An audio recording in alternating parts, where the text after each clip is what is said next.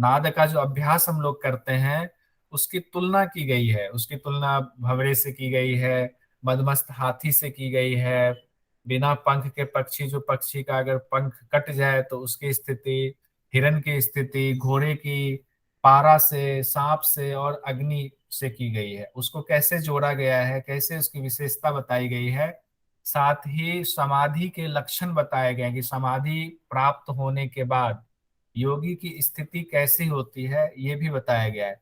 तो अभी हम लोग पहला जो सूत्र था कल वाला, हाँ ये कर्णोपिधाय वाला, ये था।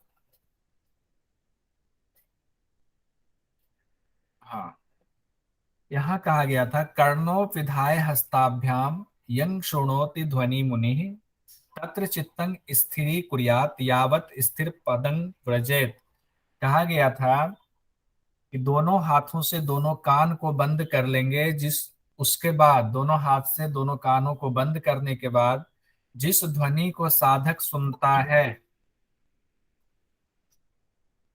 जिस ध्वनि को साधक सुनता है यानी अभ्यास करने वाला योग साधक सुनता है, उस ध्वनि पर चित्त को तब तक स्थिर करने का प्रयत्न करना चाहिए जब तक कि उसी ध्वनि पर चित्त पूरी तरह स्थिर ना हो जाए। क्योंकि क्या होता है, चित्त की स्थिति, ध्वनि हमें सुनाई देने लगी, कुछ देर ध्वनि पर मन रहा, चित्त रहा, फिर वो कहीं और चला गया, फिर आया, फिर कहीं और चला गया। तो ये चित्त जो है हमारा आता जाता रहता है उस ध्वनि पर। लेकिन कहा गया है कि जब तक वो पूरा स्थिर ना हो जाए तब तक इसको, इसका अभ्यास करते रहना चाहिए।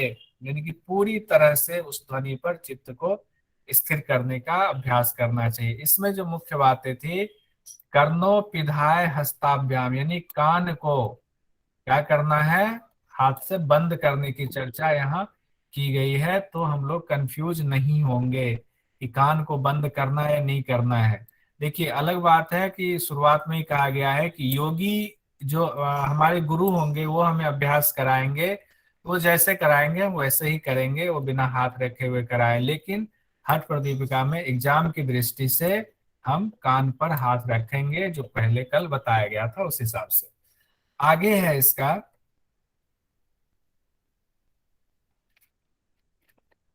अब इसमें थोड़ा सा बताते हैं। जैसे अभी तो उन्होंने कह दिया कि हाँ नाद को सुनना है, चारों अवस्था भी बता दिया, किसमें किस ग्रंथि का भेदन होता है वो भी बता दिया। लेकिन अब धीरे धीरे उसकी विशेषता बता रहे हैं कि कैसे कैसे अभ्यास करना है, पहले कौन सी नाद सुननी है, फिर सूक्ष्म से सूक्ष्मतम नाद पे ध्यान ले जाना है। मतलब आपके जो अ, निष्पत्ति अवस्था तक पहुंचने के दौरान किन किन स्टेज से आपको गुजरना होगा, उसकी चर्चा की गई है। कह रहे हैं अभ्यस्य मानो नादो अयं बाह्यं आवृणुते, आवृणुते ध्वनिम पक्षात विपेक विक्षेपं अखिलं जित्वा योगी सुखी भवेत। कहा गया है कि इस तरह अभ्यास, यानी कि नाद का अभ्यास करने से, कौन सा अभ्यास, नादो अयंग, इस तरह नाद का अभ्यास करने से बाहरी ध्वनि बंद हो जाती, कान को बंद कर लिया हमने, अब बाहरी ध्वनि पर हमारा ध्यान नहीं रखना है। कहा गया है कि पहले अंदर की जो नाद है, जो सुषुम्ना में से जो ध्वनि आपकी आ रही है, ध्यान वहां स्थिर करना है।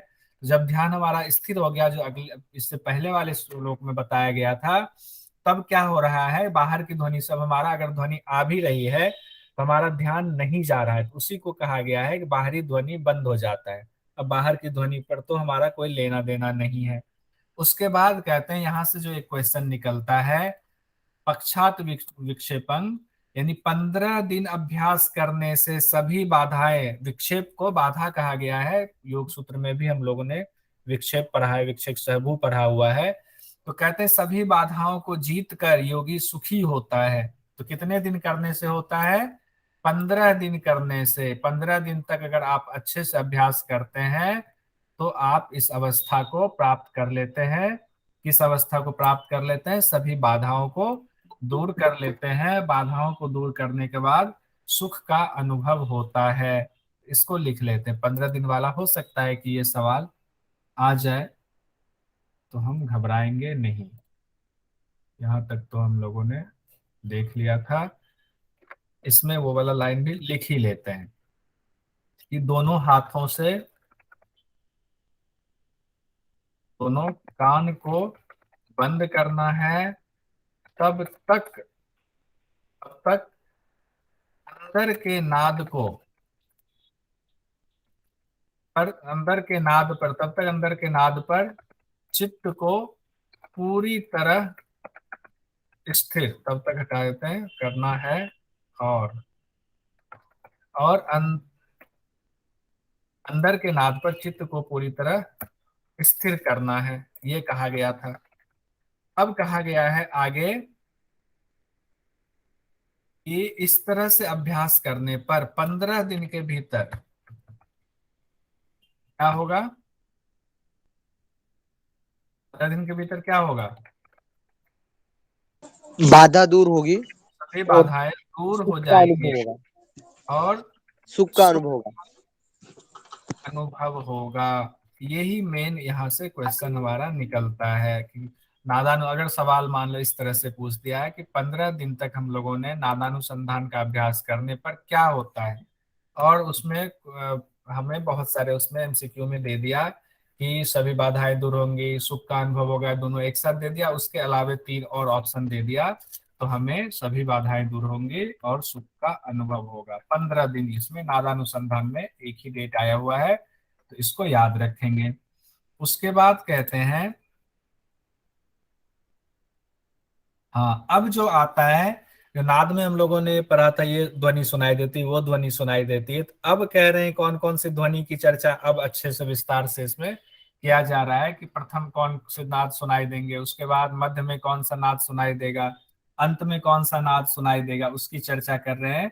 श्रूयते, रिकॉर्डिंग लग गया ना, हाँ ठीक है। श्रूयते प्रथम अभ्यासे नादो नाना विधो महान, ततो अभ्यासे वर्धमाने श्रयते सूक्ष्म सूक्ष्म का। कह रहे हैं कि अभ्यास के शुरुआत में अलग अलग गंभीर नाद जब शुरुआत करते हैं तो उसमें कहा गया है कि गंभीर नाद सुनाई देता है, तेज आवाज वाली नाद का हमें श्रवण करना पड़ता है, सुनाई देता है। उसके बाद क्या होता है, धीरे धीरे जो गंभीर नाद है, जो स्थूल नाद है, स्थूल से सूक्ष्म की तरफ बढ़ता जाता है। तो कहते हैं ततो अभ्यास वर्धमाने श्रेयते सूक्ष्म सूक्ष्म सूक्ष्म का, श्रूयते सूक्ष्म सूक्ष्म का, यानी कि सूक्ष्म से सूक्ष्मतर होता जाता है। तो पहले क्या है, स्थूल नाद सुनाई देगा, फिर जब अभ्यास करते जाएंगे तो क्या होगा, श्रूयते सूक्ष्म नाद, और फिर उससे भी सूक्ष्म, सूक्ष्म से सूक्ष्म की तरफ हम बढ़ते जाएंगे, ये इसका अर्थ ये है। उसके बाद कहते हैं, ये सब समझने की बात है, सर इसको नंबर नहीं भी क्या है लिखे। इसका? जी प्रीति जी। नंबर बताइए इसका, बिकॉज मैं हिंदी में नंबर नहीं पढ़ पा रही हूँ इसका। अच्छा, इसका नंबर है आपका 84। ओके। उसमें आपका तो बिहार स्कूल ऑफ योगा वाला, उसमें भी यही है क्या, एक बार क्रॉस चेक कर लीजिए। उसके बाद 85 है, इसमें कहा गया सर पहले, वही है। सेम है ना। हाँ सेम है। ठीक है। उसमें कहा गया, इससे पहले वाले में पहले स्थूल नाद सुनाई देगा अलग अलग प्रकार के, उसके बाद सूक्ष्म होगा, फिर सूक्ष्म से सूक्ष्म होता चला जाएगा। अब कह रहे हैं अब कौन से नाद, आदो मतलब पहले, जलधि जीमूत भेरी झरझर संभवा, मध्य मर्दल शंख उत्था उत्था घंटा काहल जा तथा, अंते तो किंकिनी हाँ अंते तो किंकिनी वंश वीणा भ्रमर निःस्वना इति नाना विधा नादा श्रूयन्ते देह मध्यगा कहाँ पे नाद सुनाई देगा, तो सुषुम्ना में सुनाई देगा। और कौन कौन से नाद सुनाई देंगे शुरुआत में मध्य में, उसकी चर्चा की गई है। इसको हम लोग, इसका तो बनाना पड़ेगा, ये बनता है। शुरुआत में कौन सा नाद सुनाई देगा, देखकर बताते जाइए। आदो कौन सा नाद सुनाई देगा, जल, समुद्र। समुद्र का, समुद्र, मेघ, समुद्र का। उसके बाद मेघ, मेघ, उसके बाद भेरी, भेरी, फिर झरझर, झरझर नाद सुनाई देगा। ठीक है, ये शुरुआत का है। शुरुआत में कितने हो गए, चार, कितनी संख्या हो गई, 4 हो गए चार, ना। इसको कलर चेंज कर देता हूं तो और दिखने में थोड़ा सा ठीक रहेगा।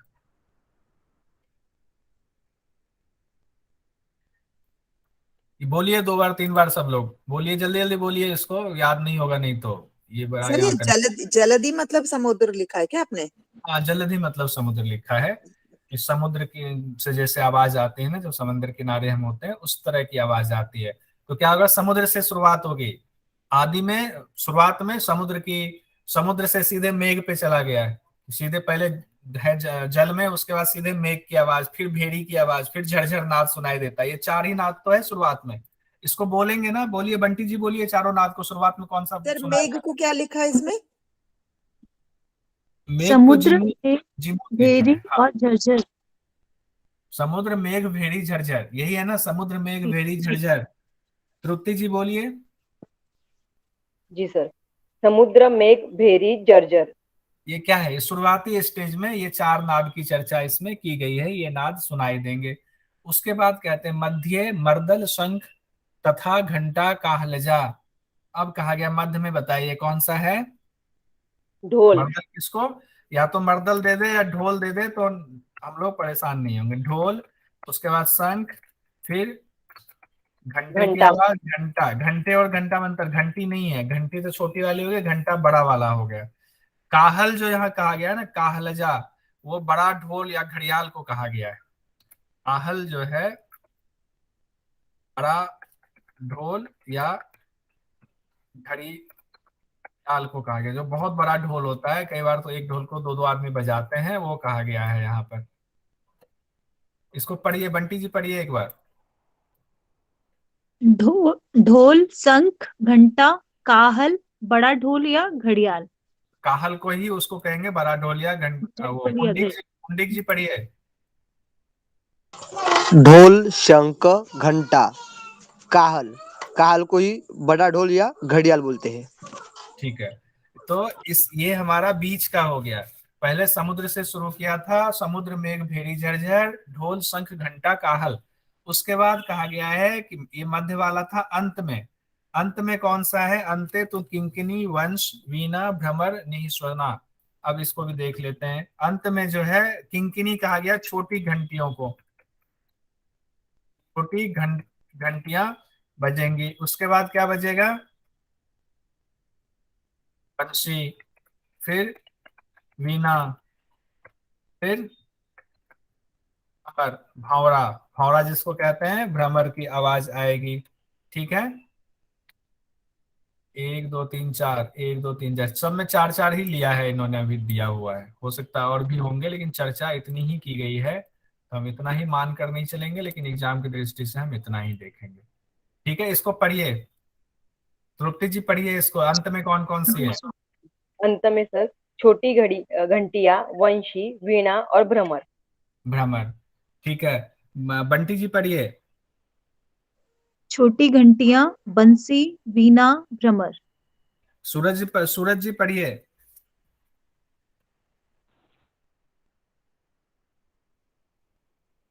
जानकी जी पढ़िए।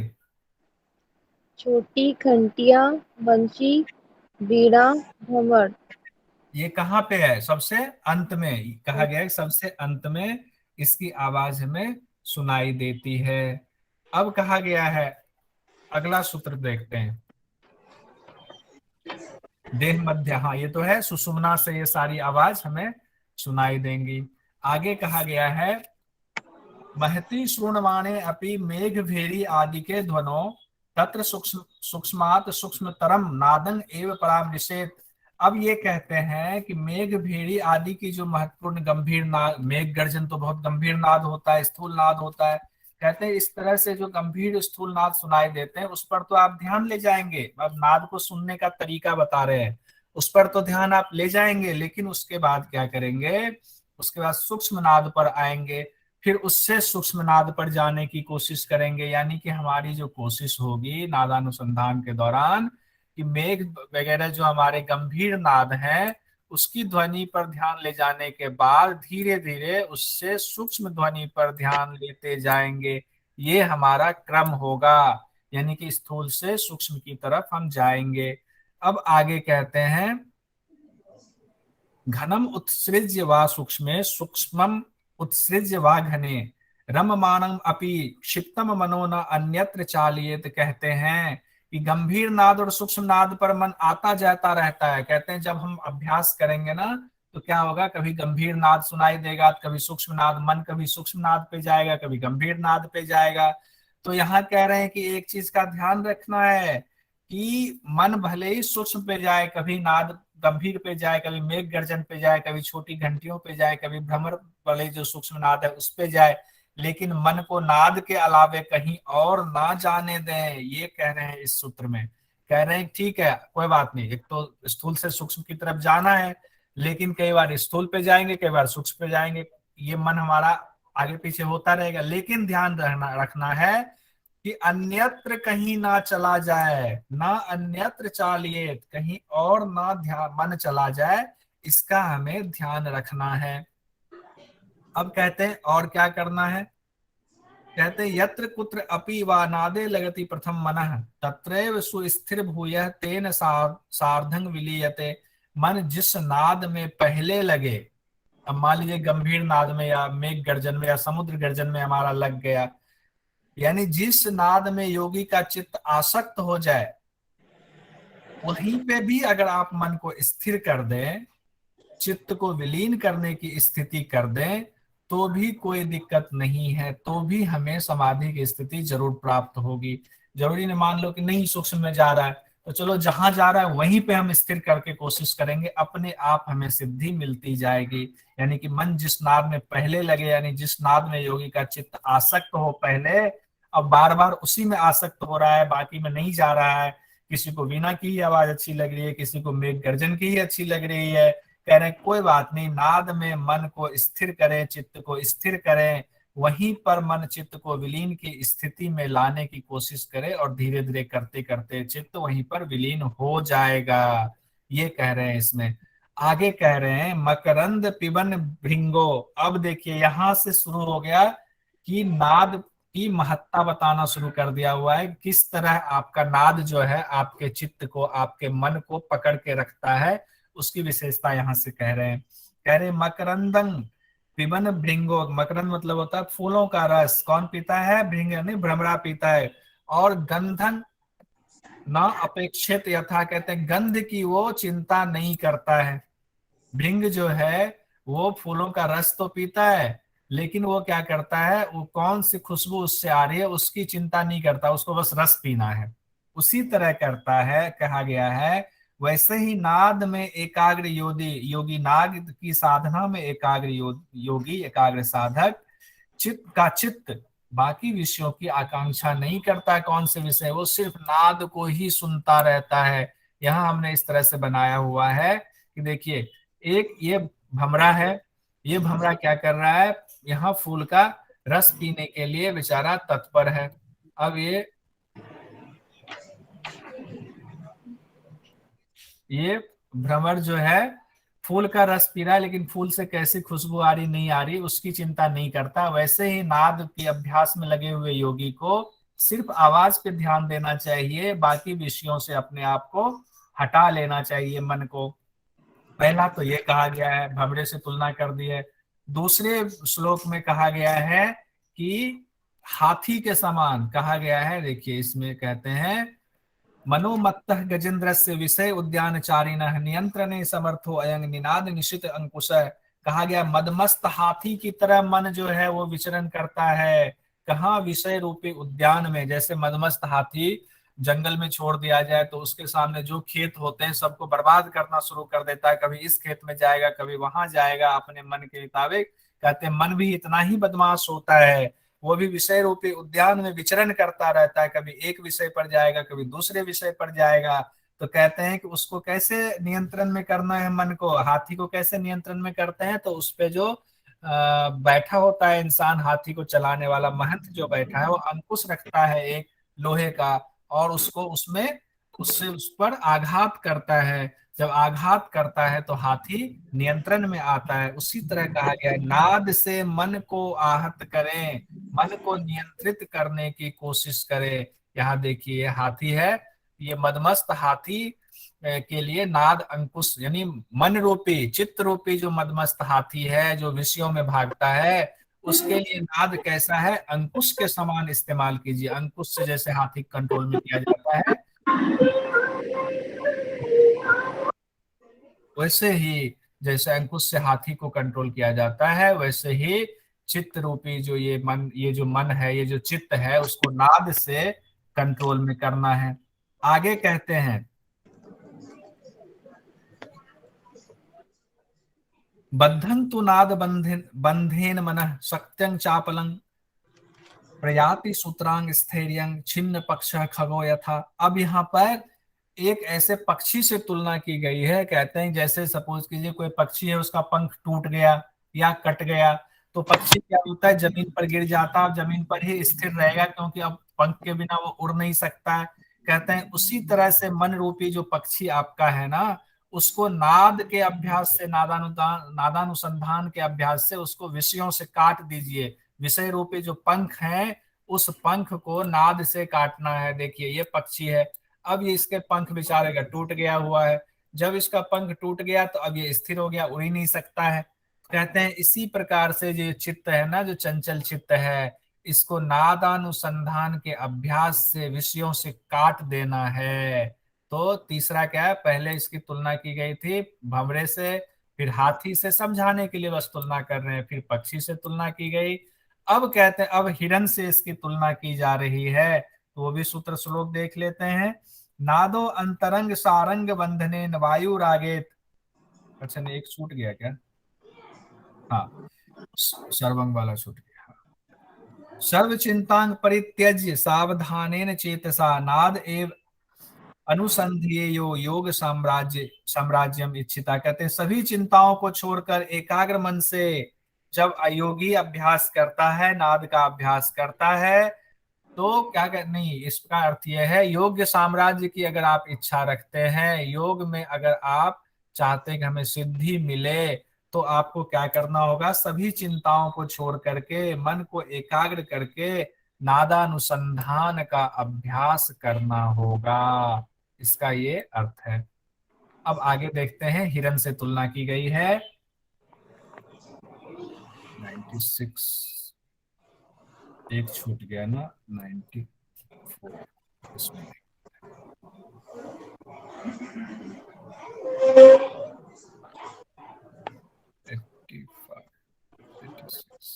आगे है सर, 1-2 पेजेस ऊपर जाइए, उसमें ही है। अच्छा नीचे इसमें है ले वो। आते हैं अभी। 94 हाँ लेना हाँ, है ना। 1-2 पेजेस नीचे जाइए उसमें। हाँ अच्छा ले लेते हैं, कोई बात नहीं, यहाँ से ले लेते हैं।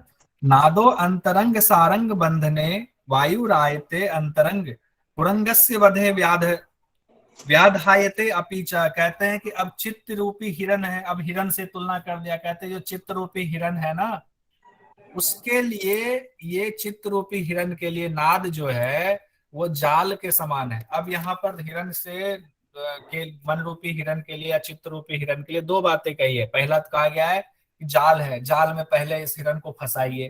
किस हिरण को? चित्त रूपी हिरण को नादानुसंधान के जाल में फंसाना है। अब ये जाल में फंस गया, जाल में फंस करके अब ये थोड़ा स्थिर हो रहा है। अब जैसे ही वो स्थिर हो रहा है, तो अब क्या करना, उसी नादानुसंधान को, उसी नाद की जो अभ्यास कर रहे हैं, उसको अब जो है शिकारी की तरह उसका वध कर दीजिए। अब उस हिरण का वध करने के लिए यही नाद जो है व्याध हो जाता है, यानी शिकारी हो जाता है। जाल में फंसा करके क्या करना है, उस चित्त रूपी मन को, उस चित्त को विषयों से काट देना है, उसको खत्म कर देना है, विषय रहित कर देना है, अवलंबन उसका खत्म करके निरालंब बना देना है। अब आगे इसकी तुलना की गई है घोड़े से।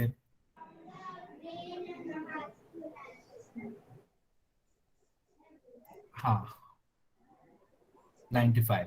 अब कह रहे हैं अंतरंग से यमिनो वाजिनः परिघायते नादो पास्तिरगो नित्यम अवधार्या ही योगिनः।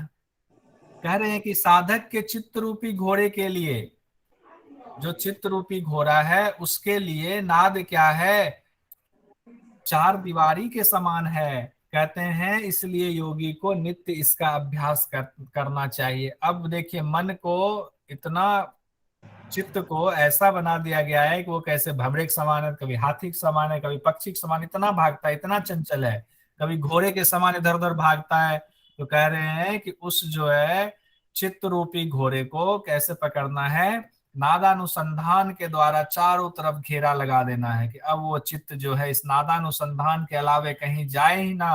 तो वो क्या होगा, उसके चारों तरफ चार दीवारी हम बना देंगे तो वो चित्त जो है रुकेगा, ठहरेगा एक जगह पर। उसके बाद कहा गया है अगले सूत्र में, पारद से तुलना की गई है, बद्धन विमुक्त चांचल्यम नाद गंध कजारणात मनः पारद आपनोति निरालंबा निरालंबाख्या खे अटनम। कहते हैं कि जब मन रूपी पारद, अब मन की तुलना पारे से की गई है तो क्या करते हैं, पारे में गंधक मिला दिया जाता है तो पारक की चंचलता जो है पारद की, जब इस पारद में गंधक मिला दिया जाता है तो पारद की चंचलता कम हो जाती है, अब वो स्थिर होने लगता है।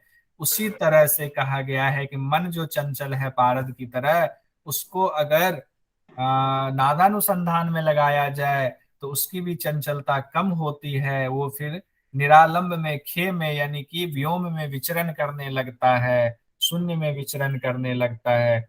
उसके बाद कहते हैं आगे,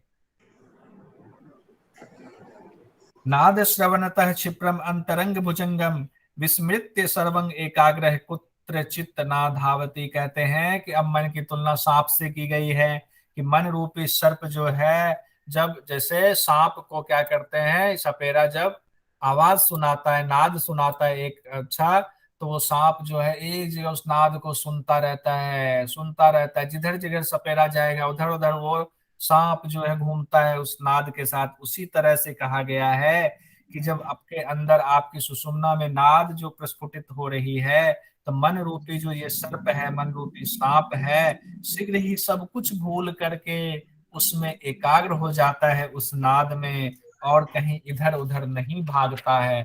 अब यहाँ पर आकर के थोड़ी उसकी स्थिरता आने लगी है, और जब स्थिरता आने लगी है सर्प के समान, तब क्या होता है, कहते हैं तब होता ये है कि अब जो है अग्नि जैसे, इस सूत्र को देख लेते हैं, काष्ठे प्रवर्तितो वह्नि काष्ठेन सह साम्यति नादे प्रवर्तितं चित्तं नादेन सह लीयते।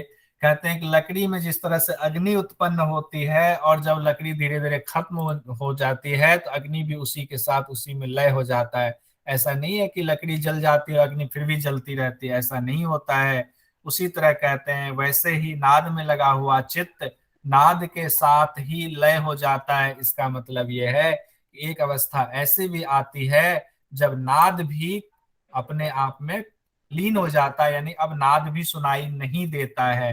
तो उसकी भी चर्चा आगे की गई है कि एक अवस्था ऐसे भी आती है जब नाद भी सुनाई नहीं देता है, अब कोई नाद सुनाई नहीं देगा। तो आगे कहा गया है 99 नंबर में,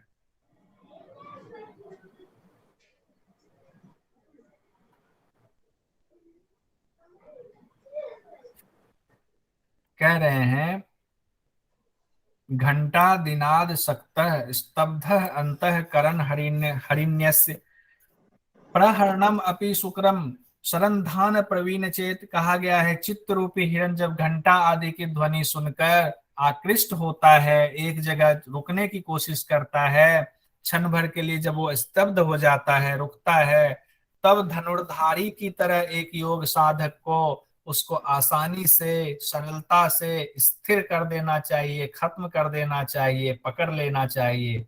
यानी कि आप इतने कुशल हो तो वो सरलता से ये काम हो जाएगा। जैसे एक बहुत अच्छा शिकारी हो, धनुर्धारी हो, उसके लिए शिकार करना आसान होता है, और जब हम इतना अभ्यास करते हैं तो हमारे अंदर जो योग साधना है वो इतना पक्का हो जाता है। अब जो ये चित्त रूपी हिरण है, हिरण रूपी चित्त है, इसको हम आसानी से विषयों से अलग कर सकते हैं। अब आगे अगले सूत्र में कहते हैं अनाहतस्य शब्दस्य ध्वनिरय उपलभ्यते ध्वने अंतर्गतं ज्ञेयं ज्ञेयस्य अंतर्गतं मनः मनः तत्र लयं याति तत् विष्णु परम पदम।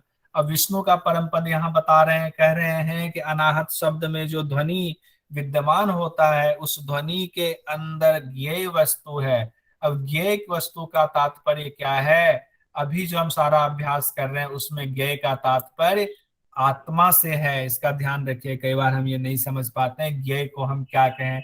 यहाँ ज्ञेय का तात्पर्य आत्मा से, कहते हैं उस ध्वनि के अंतर्गत आत्मा है, और उसी आत्मा में, उस ज्ञेय में के अंतर्गत मन को लगा देना है। तब क्या होगा, कहते हैं कि ज्ञेय वस्तु के अंदर जब मन चला जाएगा तो मनः तत्र लयं, मन वहीं पर लय हो जाएगा, विलय हो जाएगा। याति तत् विष्णो परम पदम, कहते हैं कि वही विष्णु का परम पद है। आत्मा में जब आपने मन को, चित्त को लगा दिया तो वही विष्णु का, तद विष्णु परम पदम, यही विष्णु का परम पद है। अब यहाँ से सवाल आता है आत्मा में, यानी हो सकता है ज्ञेय में ही कर दे, ज्ञेय में जब मन को लगा देते हैं तब किस पद की प्राप्ति होती है, इस तरह से सवाल हो सकता है कि पूछ दे।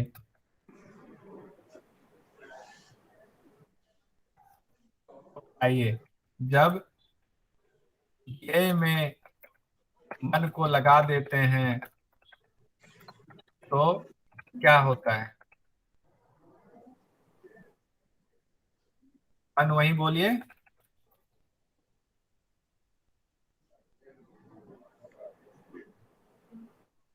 विष्णु के परम कप की प्राप्ति होती है। आप लोग नहीं बोलेंगे तो मैं लिखने के बाद आपसे बुलवाऊंगा।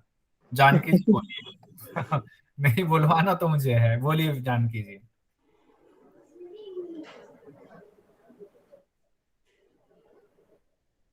जानकी जी, मन लय हो गया क्या आपका? हाँ है सर। पढ़िए इसको, पढ़िए जो लिखा हुआ पढ़िए इसको। आ, जब गे सर का यहाँ तात्पर्य लगाया गया है आत्मा से। आत्मा में मन को लगा देते हैं तो क्या होता है? मन वही लीन हो जाता है और विष्णु के परम पद की प्राप्ति होती है। प्राप्ति हो जाती है। इससे पहले कहा गया है, क्या कहा गया इससे पहले, कि ज्ञेय कहाँ पर है? अनाहत। अनाहत में जो ध्वनि है, अच्छा जी। कहा गया है अनाहत में जो ध्वनि है वहीं पर ज्ञेय है। तो ये भी सवाल आ सकता है कि ज्ञेय कहाँ है। ठीक जी, ठीक है कि नहीं है, चलेगा। घे का मतलब अर्थ ज्ञेय का अर्थ है आत्मा। ठीक है, इसीलिए मैंने उसको ब्रैकेट में लिख दिया। तो ऐसे सर गे का मतलब जो विषय है जिसके लिए हम लोग जानना चाहते हैं वो नहीं, जानने का विषय। वो पहले, ये मतलब जो जानी हुई वस्तु है, तो जानना हमें कहा किसको है? आत्मा को जानना है। अंतिम वस्तु हमारे लिए ये आत्मा है, कि हमें बस आत्मा को अब जानना। और कोई विषय वस्तु तो खत्म हो गया ना, अब सारा विषय से तो मन को हमने काट दिया। तो अब ये हमारे लिए आत्मा हो गया अंतिम अवस्था में। उस आत्मा में मन को लीन कर दिया, तो लीन करने के बाद क्या हो गया? विष्णु के परम पद की प्राप्ति हो गई हमें। इससे सर पहले इसमें ज्ञेय है कि ज्ञेय ही है? है मतलब ज्ञेय यह है कि यह नहीं है? ज्ञेय, ज्ञेयं ज्ञेयं, ज्ञेय ज्ञेय है, ज्ञेय जो, ज्ञेय। ज्ञेय, हाँ जो लिखा हुआ है मैंने वही है। गे नहीं है सर, गे नहीं है, गे यह है। मतलब फर्क होगा ना सर, गे य और गे में? मतलब नहीं समझा, ये तो ये शब्द है, इसी को आप कह रहे हो ना? ये तो ठीक है हाँ ना हाँ सर, उसी को। अच्छा, उच्चारण में आप कह रहे हो क्या? नहीं नहीं सर, नेय मतलब दो शब्द है ना सर उसमें। ज्ञेय, नेय। ज्ञेयस, ज्ञेय और सुंदर ज्ञेयस दीजिए। दो तो शब्द ये है। यहाँ पे मराठी में बोलते हैं उसमें, और हिंदी में उसको ज्ञ बोलते हैं, हाँ अच्छा, इसलिए वो थोड़ा हाँ। नहीं नहीं, नेय नेय शब्द है ना सर, दो शब्द है। पता न्याय है क्या? न्याय है मतलब दो शब्द लगाने की नेह है, लगाना है। नेह है, बराबर है, बराबर है पुंडलिक जी आपका, नेह है वो। मराठी में नेह बोलते हैं हम लोग, नेह। भाई भाई हाँ। अच्छा, ठीक है। अब आगे बढ़ते हैं। यहीं पर विष्णु का परम पद की प्राप्ति होती है, यहाँ एग्जाम की दृष्टि से ये हमारा आ गया। अब आगे बढ़ते हैं। कहा गया तावत आकाश संकल्पो यावत शब्द प्रवर्तते, कहे जहां तक शब्द की मर्यादा है वहां तक आकाश की परिकल्पना है। ये थोड़ा सा उस तरह का है। इसका अर्थ ये लगाया जाता है निशब्दं ततं परम ब्रह्म परमात्मेपि नेति गीयते। कहा गया है क्योंकि जब तक अनाहत शब्द की ध्वनि सुनाई देती है तभी तक आकाश के शब्द गुण होता है, आकाश की कल्पना होती है। यानी कि जब आपको शब्द सुनाई दे रहा है तो आप ये सोचते हो शब्द कहाँ से आ रहा है, उस आकाश से शब्द आ रहा है। और जब धीरे धीरे मन उस शब्द में विलय हो जाता है तो वही शब्द रहित जो है, अब वो शब्द भी धीरे धीरे क्या होगा, विलय हो गया, अब वो शब्द भी सुनाई नहीं देता है। तब क्या होता है, वही परम पद की प्राप्ति होती है, वही ब्रह्म शब्द हमें, वो ब्रह्म की स्थिति में हम आ जाते हैं। यानी कि देखिए वहां एक चीज कही गई थी कि जैसे सपोज कीजिए कि ये सुषुम्ना है, अब यहाँ से हमें शब्द सुनाई दे रहा है, ये शब्द जो है बाहर निकल रहा है, अब मन हम इस शब्द को सुन रहे हैं, अब मन क्या हुआ, इसमें लय हो गया, मन और शब्द मिलकर के एक हो गया। अब ये चीजें आकाश में लय हो गई। जब आकाश में लय, पहले तीन चीजें थी, आकाश था, शब्द था और चित्त था। अब चित्त उसमें शब्द में लय हो गया और शब्द जो है आकाश में आकर के लय हो गया। तो अब तीन नहीं होकर के सब एक ही हो गया, तो वो क्या हो गया, वही ब्रह्म की स्थिति हो गई। यहाँ पर ये कहना चाह रहे हैं, अर्थात समस्त वृत्तियों का लय हो जाने पर जो हमें प्राप्त होता है, जो अभी ये वस्तु हमें प्राप्त हो रही थी जो ऊपर कहा गया था, वही परमात्मा है, वही ब्रह्म है, ये कह रहे हैं यहाँ। यानी कि अब दो चीजें नहीं रह गई, अब अद्वैत की स्थिति आ गई। अब आगे कहते हैं, ये 101 था, 102 पर जाते हैं। यत किंचित नाद रूपेण श्रूयते शक्तिरेव सा, यह तथा तत्वांतो निराकार सह एव परमेश्वर। अब कहा गया कि नाद रूप में जो कुछ भी सुनाई देता है वह केवल शक्ति है। किसकी शक्ति है? शून्य की शक्ति है, और उसका लय ही निराकार तत्व है, वही परमेश्वर है। यानी लय से तात्पर्य है, जो अभी हमने कहा तीन चीजें थी कि नाद से ध्वनि निकल रही थी, ध्वनि को चित्त सुन रहा था, चित्त उस पर ध्यान लगा रहा था। तो अब जब सब एक रूप हो गया तब कहते हैं उसका लय ही, यानी सबका एक में मिल जाना ही, लय हो जाना ही निराकार तत्व है। और वह निराकार तत्व क्या है? स एव परमेश्वर। अब यहाँ पर आ सकता है कि परमेश्वर क्या है, तो क्या होगा, थोड़ा सा है इसको समझने लिखने में थोड़ी इस तरह के सेंटेंस, और यहाँ पर थोड़ा सा फिलॉसफी वाली चीजें जैसी आ गई है ना, तो समझने में थोड़ी सी दिक्कत हो सकती है, लेकिन फिर भी हम लोग एग्जाम की दृष्टि से इसको समझ ही लेंगे। अब कहते हैं नाद रूप में जो कुछ भी सुनाई दे रहा है वह शक्ति है। ठीक है, शक्ति है, किसी भी कोई चीज सुनाई दे रही, शक्ति है तभी सुनाई दे रही है। कह रहे हैं कि उसका लय हो जाना। अब जब वो लय हो गया, वो शक्ति भी लय हो गया, नाद में लय हो गया, अब वो चित्त भी लय हो गया, सब एक हो गया, सबका लय हो जाना क्या है? साकार तत्व है, ईश्वर है। ठीक है, यहां तक कोई दिक्कत नहीं? समझा पा रहा हूं तो बताएं, हो सकता है अपने बीच बहुत सारे लोग ऐसे हैं जो समझ गए होंगे तो वो समझा पाएंगे, दूसरे शब्दों में समझा देंगे तो और अच्छे से समझ जाएंगे। बताएं बताएं, सब लोग बताएं, क्या कोई दिक्कत तो नहीं? नहीं सर। ठीक है ना, यानी सब उसी चीज को ना, एक ही चीज को बार बार अलग अलग तरीके से कह रहे हैं। सबका लय हो जाना, सब लय, सर सब लय हो गया तो क्या बचा? सर इसमें मतलब जो कुछ दे रहा है वो सब ईश्वर है, ऐसे बोल रहे हैं सर? जो कुछ भी सुनाई दे रहा है वो शक्ति है, ईश्वर की शक्ति उसको कह सकते हैं, वो ईश्वर की शक्ति है। और उसमें जब सब कुछ लय हो गया, उसमें सब विलीन हो गया, लीन हो गया, तो वही कहते हैं कि वो निराकार है। अब उसका कोई आकार प्रकार कुछ नहीं है, निराकार है। मतलब जो सर सुनाई दे रहे थे, मतलब जैसे परम मध्यम और अंत में जो सुनाई दे रहे थे नाद, जैसे हाँ, भेरी वगैरह वीणा वगैरह का, नहीं क्या सर? तो मतलब वो बिल्कुल शक्ति है, ऐसे मान सकते क्या सर ईश्वर की? बिल्कुल, ये सब शक्ति ही है, कह रहे हैं ना यहाँ पर, ये कह तो रहे हैं यहाँ पर हाँ कि सर, श्वेते शक्ति है, ये सब शक्ति है। मतलब ऐसा क्वेश्चन आएगा सर, मतलब ईश्वर की शक्ति कौन कौन सी है, मतलब आप ऑप्शन दे देगा तो हम लगा सकते हैं उसमें। लगा सकते हो, वैसे ये इस तरह से देना नहीं चाहिए, अगर देगा तो लगा सकते हैं, क्योंकि इस सूत्र में कह रहा है, खुद ही कह रहा है कि जितना भी सुनाई दे रहा है सब जो है नाद स्वरूप रूपेण, सब जो है वो शक्ति है। और शक्ति जब एक हो जाती है, सब में सबका लय हो जाता है, मन चित्त सब जब लय हो जाता है तो क्या होता है, निराकार हो जाता है, और निराकार जो है परमेश्वर है, ईश्वर है। ठीक है, अब आगे देखते हैं 103 में। सर्वे हठ सर्वे हठ लयोपाया राजयोगस्य सिद्धयते सिद्धये राजयोग समारूढ़ पुरुष कालवंचक। अब कहते हैं हठ और लय की जितनी क्रियाएं हैं, यानी कि हठ की जो क्रिया हम लोगों ने किया था, आसन प्राणायाम मुद्रा बंद वगैरह, उसके बाद हम लोग लय की क्रिया नादानुसंधान की क्रिया में आए। ये क्यों कर रहे थे हम लोग? राजयोग की प्राप्ति के लिए कर रहे थे, राजयोग को सिद्ध करने के लिए कर रहे थे। कहा गया है कि राजयोग प्राप्त कर लेने वाला साधक मृत्यु को जीत लेता है, पुरुष काल वंचिका, काल से वंचित हो जाता है।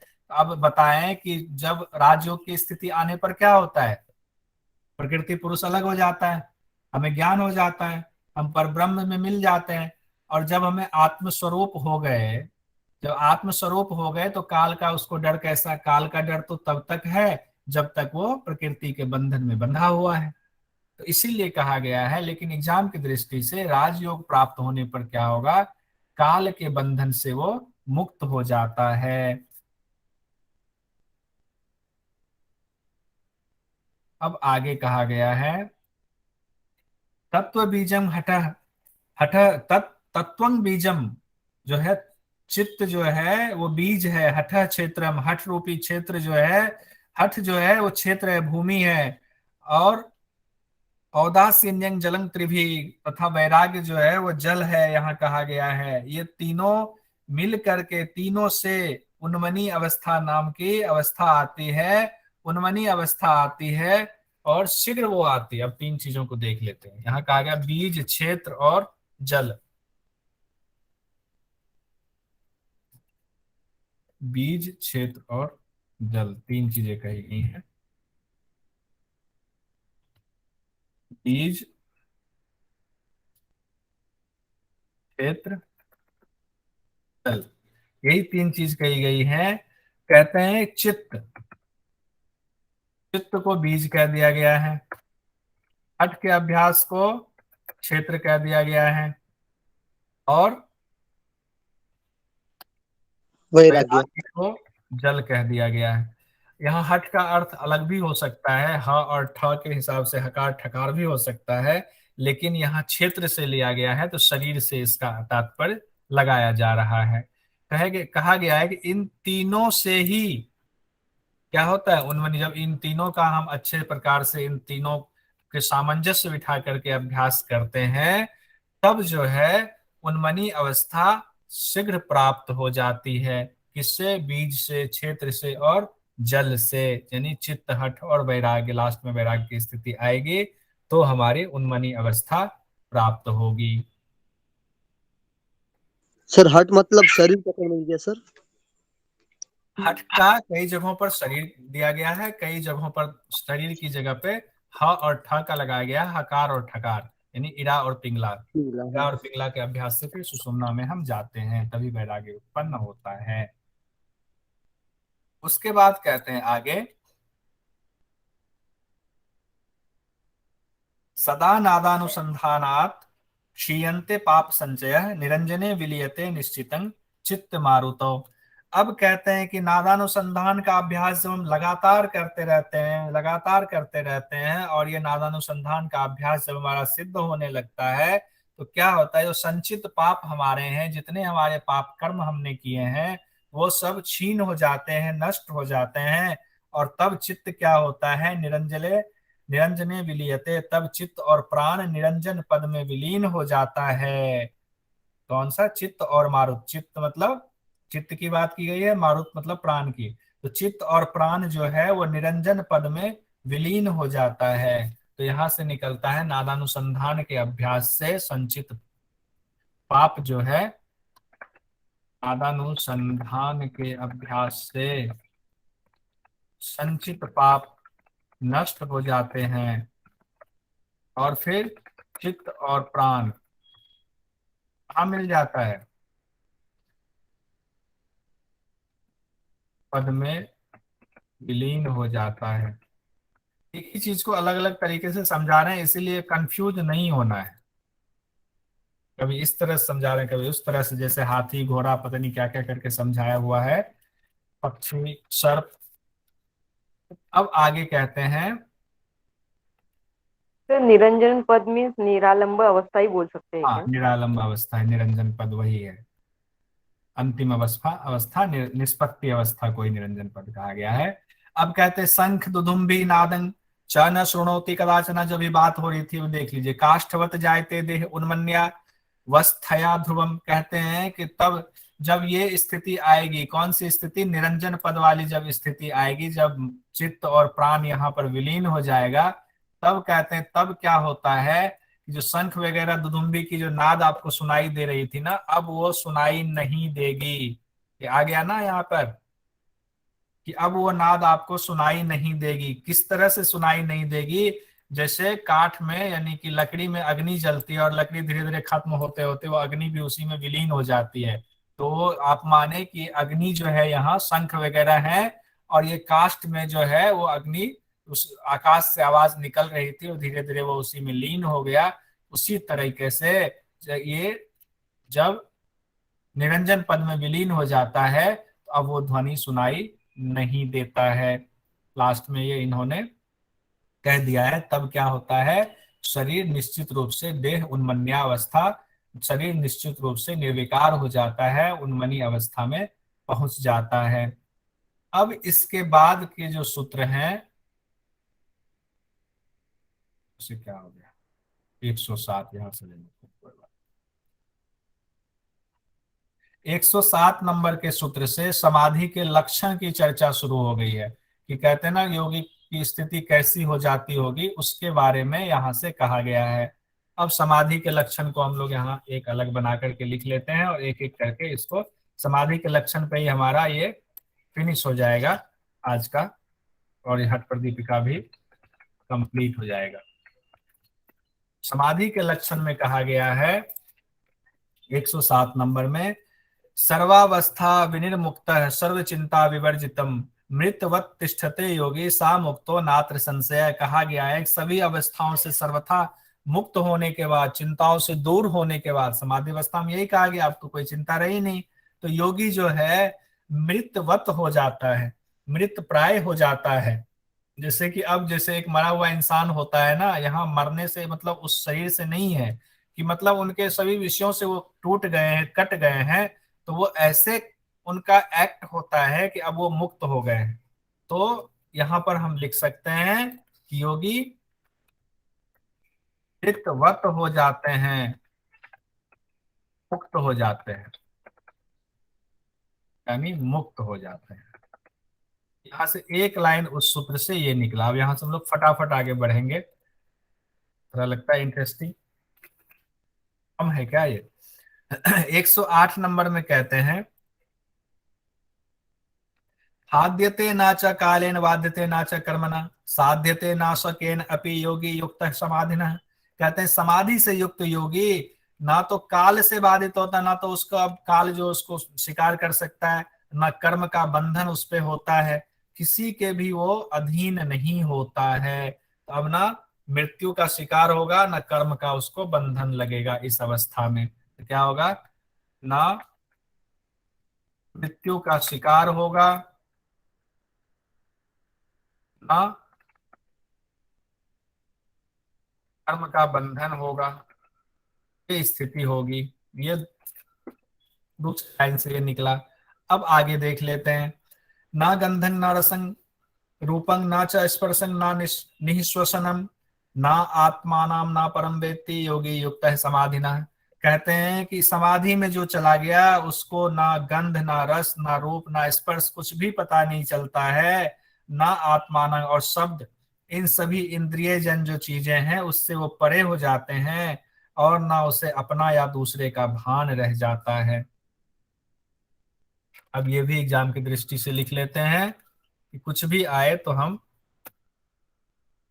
उसमें लिख देंगे। ना गंध और ना रस, ना रूप का भान, ना स्पर्श, और ना ही श्वास प्रश्वास।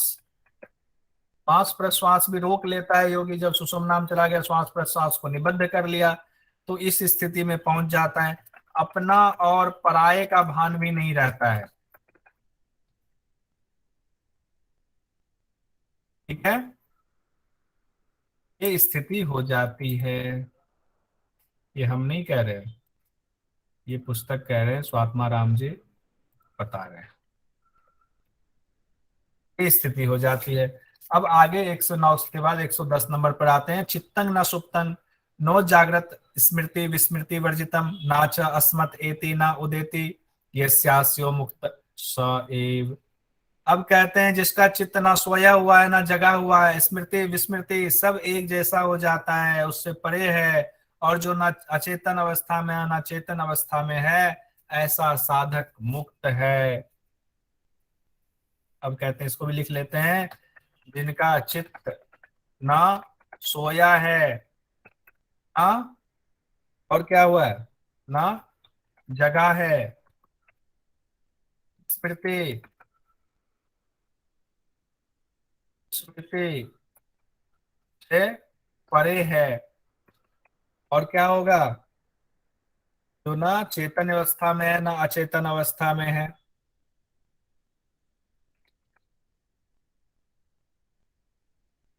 अचेतन अवस्था में है,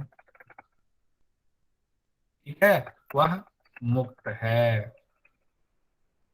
यही ऐसे योगी मुक्त योगी हैं, ये पुस्तक में कहा गया है। अब आगे बस दो और बचा है, तीन और बचा है।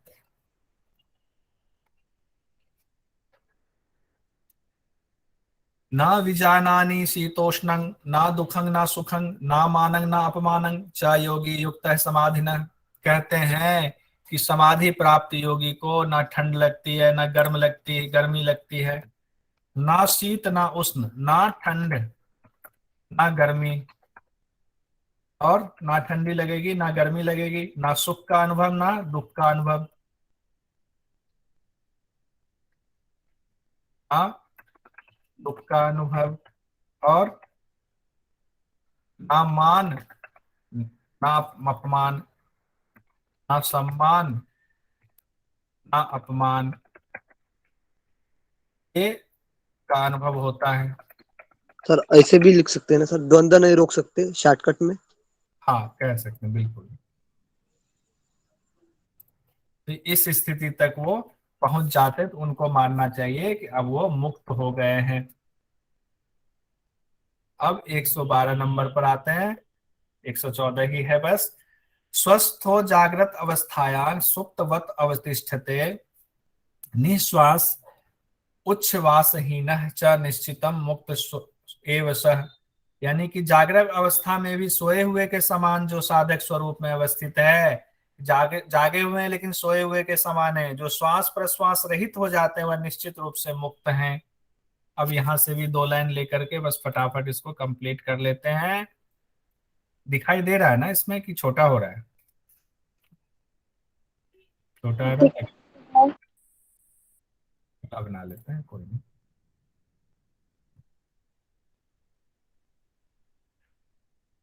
जागृत अवस्था में भी सोए हुए के समान रहते हैं, यानी कि स्वयं में अवस्थित रहते हैं, अब आत्म स्वरूप में अवस्थित रहते हैं, श्वास प्रश्वास से परे हो जाते हैं, रहित हो जाते हैं, और क्या होता है, वो मुक्त कहलाते हैं। उसके बाद कहा गया 113, बस एक दो और बचा हुआ है। अवध्य सर्वशस्त्राणां अशक्य सर्वदेहिनां अग्राह्यो मंत्र यंत्राणाम योगी युक्त समाधान। अब जब वो इन स्थिति में पहुंच गए हैं तो उन पर क्या शस्त्र का कोई प्रभाव पड़ेगा? कौन से शस्त्र का? कोई 10 बात सुना दे, शस्त्र जो है शब्दों से आप कह लें, कुछ भी कह लें, उनको कोई फर्क नहीं पड़ेगा। तो समाधि में जो स्थिति होती है उसमें कहा गया है उन पर किसी शस्त्र का कोई प्रभाव नहीं पड़ता है। शस्त्र का अर्थ तलवार कुल्हाड़ी बंदूक से नहीं है, यहाँ शस्त्र से अर्थ है कि अब उनको ना मान ना अपमान, जो ऊपर बातें कही गई हैं उन सब चीजों से कोई लेना देना नहीं है, तो उन पर किसी भी शस्त्र का प्रभाव नहीं पड़ेगा। और क्या होता है, वो सभी जीवधारियों में शक्तिवान। विमान हो जाता है और मंत्र तंत्र का भी उनके ऊपर कोई असर नहीं पड़ता है। यंत्र मंत्र से परे हो जाते हैं।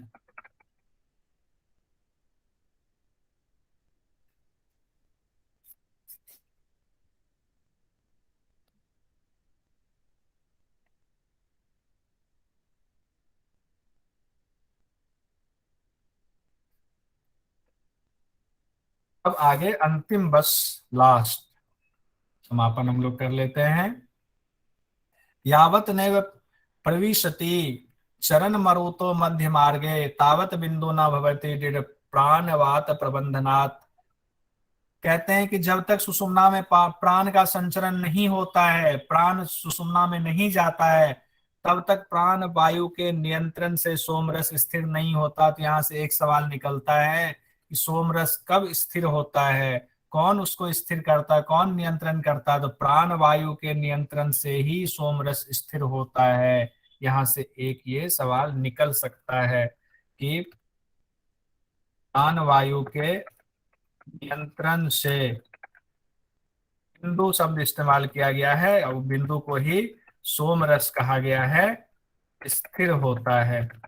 इसलिए खेचरी मुद्रा की जब चर्चा थी तो उसमें बिंदु को स्थिर करने की बात कही गई थी। तो जब तक कुंडलिनी जागरण नहीं होगा बिंदु स्थिर नहीं होगा।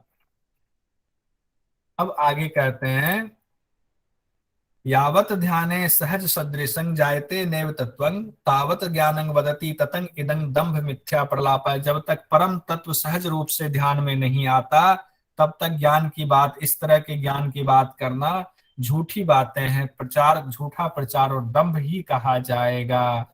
यानी कि जब ये स्थिति में आपको निष्पत्ति अवस्था नहीं हुई, आपको उस आत्म तत्व की प्राप्ति नहीं हुई, विष्णु पद प्राप्त नहीं हुआ, शिव की स्थान में आप नहीं पहुंचे, तब तक अगर आप यूं ही बड़ी बड़ी बातें करते हैं वो सिर्फ दंभ और झूठा प्रचार कहलाएगा।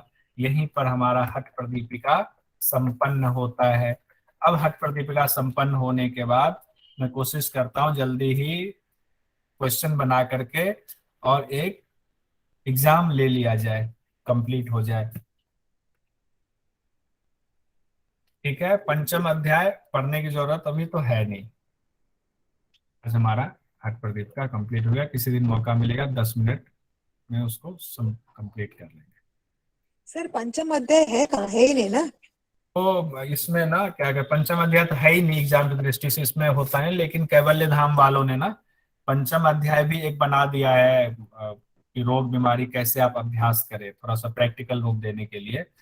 तो वो एग्जाम की दृष्टि से उसका कोई महत्व नहीं है, लेकिन उन्होंने जो चीजें लिखी हैं वो व्यवहारिक जीवन में थोड़ा सा काम का लगता है।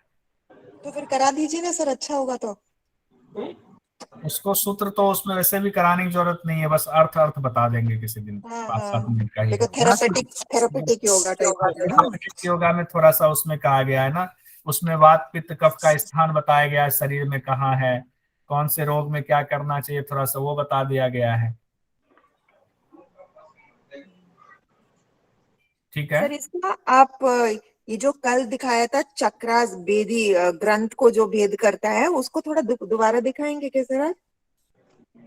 वो जो बनाई थी आपने स्लाइड। चार्ट जो दिखाया था आपको। हाँ चार्ट। अच्छा,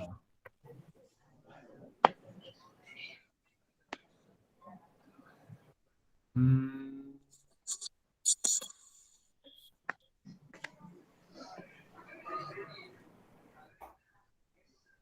वो तो मुझे लगा कि सबको याद हो गया होगा। नहीं सर, इसमें मैं आज पढ़ रही थी, हाँ मतलब मुझे तो समझ, मेरे को याद नहीं आपने क्या लिखा था इसमें। जो फर्स्ट आपने आरंभ अवस्था में बोला था ना कल, अनाहत चक्र पे वो रुद्र ग्रंथि है और वहां से वो वेदन हो रहा है। नहीं नहीं, रुद्र ग्रंथि अनाहत को नहीं बताया था। देखिए अब देखिए चार्ट खुला हुआ है, ब्रह्म ग्रंथि। हाँ, ब्रह्म ग्रंथि, सॉरी ब्रह्म ग्रंथि, पहला चक्र ये, पहला ग्रंथि यही है ना, ब्रह्म ग्रंथि। पहला ही। हाँ, तो आपने इसमें जो लिखा हुआ, ये इंग्लिश बुक की ट्रांसलेशन में इन्होंने ये से लिखा है कि हम्म अनाहत जो लिखा है वो हम्म, अनाहत चक्र को नहीं रेफर कर रहे, वो बोल रहे it is referring to the unstruck sound, ये साउंड के बारे में बोल रहा है करके। अच्छा। हाँ, इंग्लिश और वाले में दूसरा, बिहार स्कूल ऑफ योगा में। हाँ जी, बिहार स्कूल ऑफ योगा में। अच्छा। और दूसरा अवस्था में जो घट अवस्था है वहां पे हम्म बोल रहा है ये अनाहत चक्र को क्रॉस करता है। हम्म, फिर परिचय अवस्था में बोलते हैं कि विशुद्धि चक्र, और अच्छा लास्ट में जाके आज्ञा चक्र बोल रहे अच्छा। हैं। हाँ, तो इसमें तो ये हो मुझे, सकता है अलग अलग अलग जगहों पर अलग अलग इसकी चर्चा की गई है पुस्तकों में। ये विश्लेषण अलग, तो इसको एग्जाम की दृष्टि से ना एक हट प्रदीपिका का नहीं मान करके, क्योंकि अलग अलग लेखकों ने अलग अलग व्याख्या की हुई है, तो हम लोग इतना तक ही बस रखेंगे। आरंभावस्था में ब्रह्म ग्रंथि का भेदन हट प्रदीपिका ये कह रहा है, घटावस्था में विष्णु ग्रंथि का भेदन, परिचय अवस्था में किसी ग्रंथि का भेदन नहीं होता है, और निष्पत्ति अवस्था में रुद्र ग्रंथि का भेदन होता है। और ये सर तो इसमें श्लोक के हिसाब से तो उन्होंने लिखा ही नहीं ना ये चक्र कहाँ पे वेदन हो रहा है, ये नहीं ग्रंथि कहाँ पे, नहीं कौन सी नहीं, चक्र। सूत्र के हिसाब से बिल्कुल नहीं लिखा है, इसीलिए हमने इसको अलग से बनाया था व्याख्या के हिसाब से। जैसे इसमें देखिए ये जो पुस्तक है ना, केवल कौन सा है, कैवल्य धाम का ही हम लोग, हाँ कैवल्य धाम वाली जो पुस्तक है जिससे हम लोग अभी पढ़ रहे थे, उसमें साफ साफ लिखा है, पेज नंबर 158 पर लिखा हुआ है कि प्रथम हृदय के कक्षा में अनाहत चक्र जिनको ब्रह्म ग्रंथि ग्रंथि कहा गया है, द्वितीय कंठ के स्थान में विशुद्धि चक्र जिसको विष्णु ग्रंथि कहा गया, और तृतीय भूमध्य के कक्षा में आज्ञा चक्र। में इस पेज पर निकाल कर आपको दिखाता हूँ, यहाँ पर कैवल्य धाम वाली जो पुस्तक है 158 में सूत्र नंबर 70, वो व्याख्या सब जगह अलग अलग हो जाता है।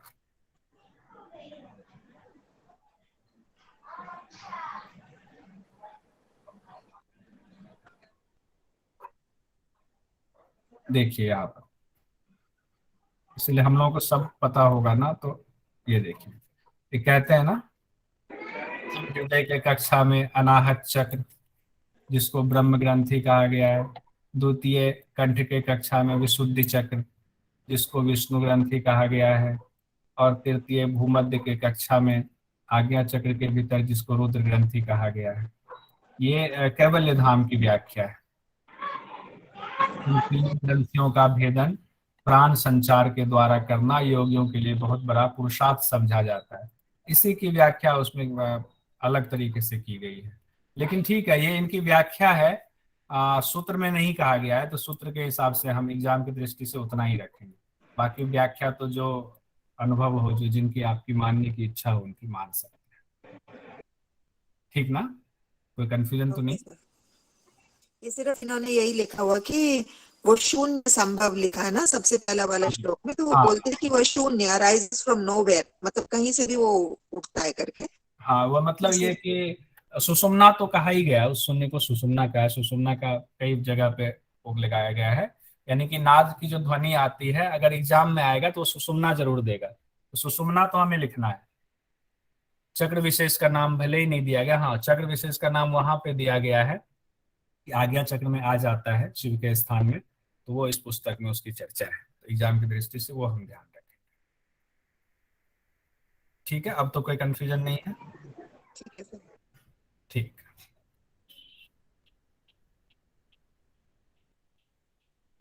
तो कल और परसों का क्या करें बताइए? सर वो थेरापेटिक वाला करा दीजिए, पांचवा वाला अध्याय। तो कल ऐसा करते हैं ना, कल 9 बजे कर लेते, बाकी कक्षा कल बंद रखेंगे,